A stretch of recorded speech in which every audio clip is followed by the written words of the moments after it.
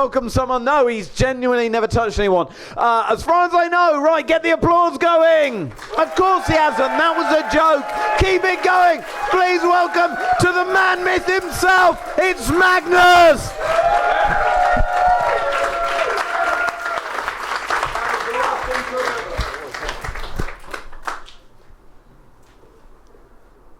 So, yeah, the nerves. So don't let these boyish good looks fool you. I am going through a midlife crisis. I've looked into the options: leather trousers, motorbike, mistress, but they all leave you walking like this. Now, see, the thing is, when you're going through a midlife crisis, what you need to do to get out of it is to find something that makes you feel young and virile and exciting. And I have cracked it. I have joined a Croquet club. Because let me tell you, at the age of 53, Croquet is the only sport where you go straight into the youth team.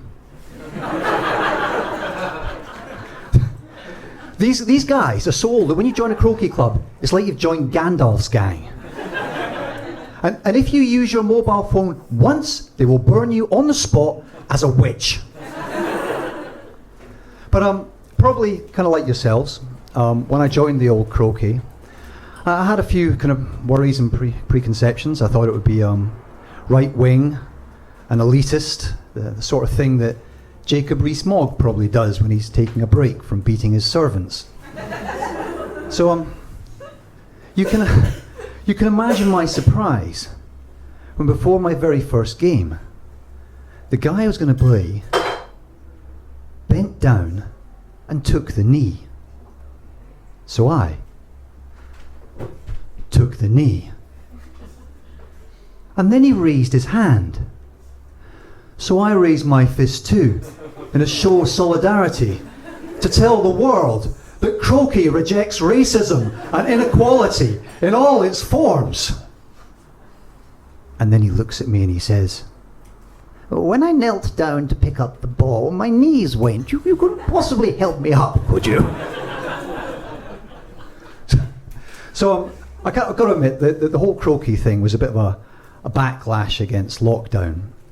You know, just desperate to get out and do something, anything, because this is a wee bit controversial, but I hated lockdown. Absolutely hated it.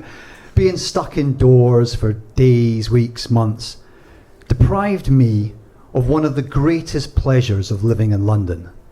I think you all know what I'm talking about. Yeah? Passive cannabis smoking. It is now being scientifically proven that it is impossible to walk more than 5 yards down a street in London without your lungs being filled with ganja.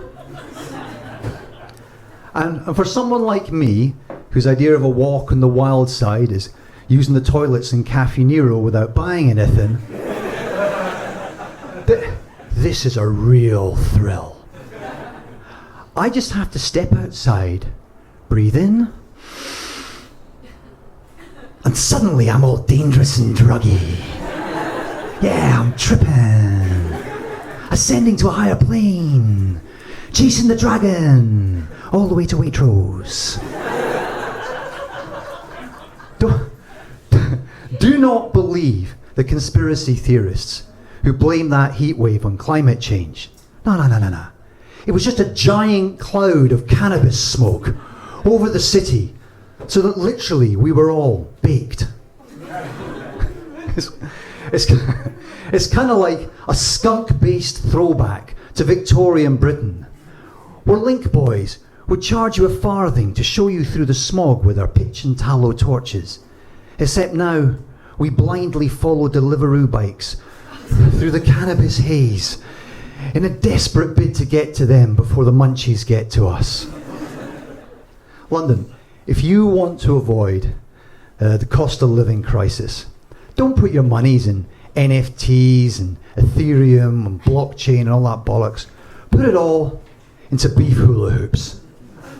Although, if you have looked at Martin Lewis's website, he does suggest you diversify your portfolio with Flaming Hot Monster Munch. And be aware that the value of your snacks can go down as well as up. But I have felt the cost of living crisis. Hit me hard just the other day. I was going to go and get my lunch for what we in Scotland call the all-day breakfast pie. But for some reason, when you hit the gentrified streets of London, it's called a quiche. Anyway, so I was going to get a quiche, just a single slice. Keep it thrifty, don't want to break the bank here. Go into the shop, order my slice of quiche. And that's when it all goes sideways.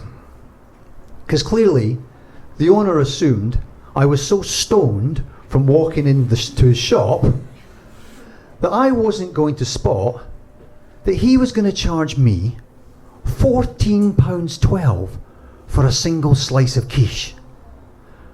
I'm looking at the card reader. £14.12 for a slice of quiche. £14.12. Is this the utopia we were promised when we all voted for Brexit? I do not think so. £14.12 for a slice of quiche. And he looks at me and says, is there a problem? I'm looking at the card reader, I'm going, yes, there's a problem. It's £14.12 for a slice of quiche.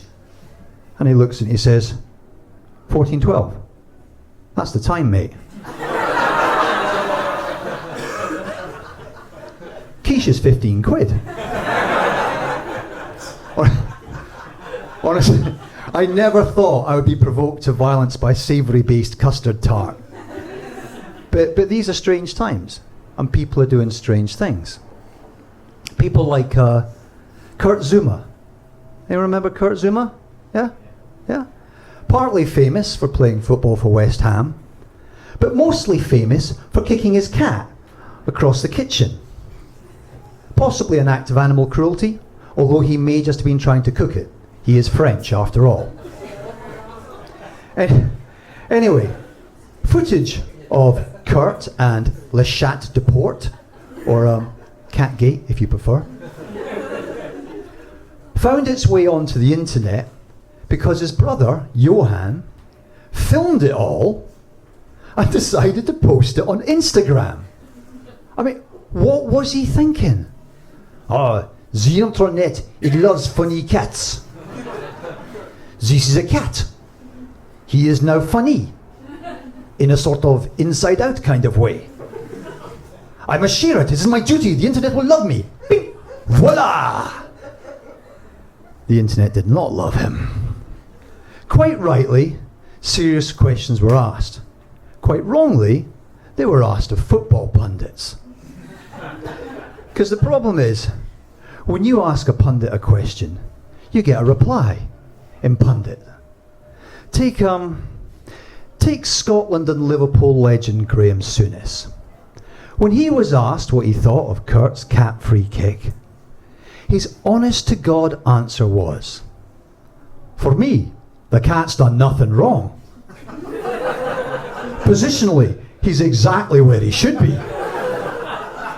Sat on the mat. Cat-wise, that is position A. For any young cats out there watching, that is exactly where you want to be. But then Zuma's just gone straight through him. That's shocking, it's disgraceful. Now, imagine what it must be like to be Graham Souness, to be a pundit, to know that you have the expertise inside of you so that any situation you can point out the flaws, explain what's wrong, and explain what needs to be done to make it right. Take the modern dating game, yeah? Because romance pretty much is dead in the 21st century. You met while scrolling through Tinder, while sitting on the toilet. You wooed her back to your place with those 3 special words: kettle, verge, octopus, because postcodes are not always as accurate as they may seem. The Deliveroo has been served lukewarm, as nature intended. You have dined by candlelight because you can't afford to switch the lights on. And then, as you lay your partner down on the polyester, shrink-resistant microfiber sheets, thinking to yourself, how can you possibly salvage this nightmare seduction? What would you give to hear? Positionally, you're just all over the place. You can't possibly hope to score from here. It's all about the pressing game. Pressure on the ball is crucial. Don't leave yourself exposed at the back. And don't commit yourself until you see an opening. For any young kids out there watching, you're filthy little bastards. Ladies and gentlemen, thank you for listening to my ramblings. Thank you very much. Thanks.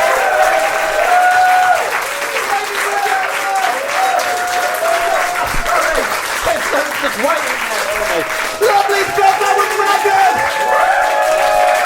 Oh, I just get hard listening to that Scottish accent. My God.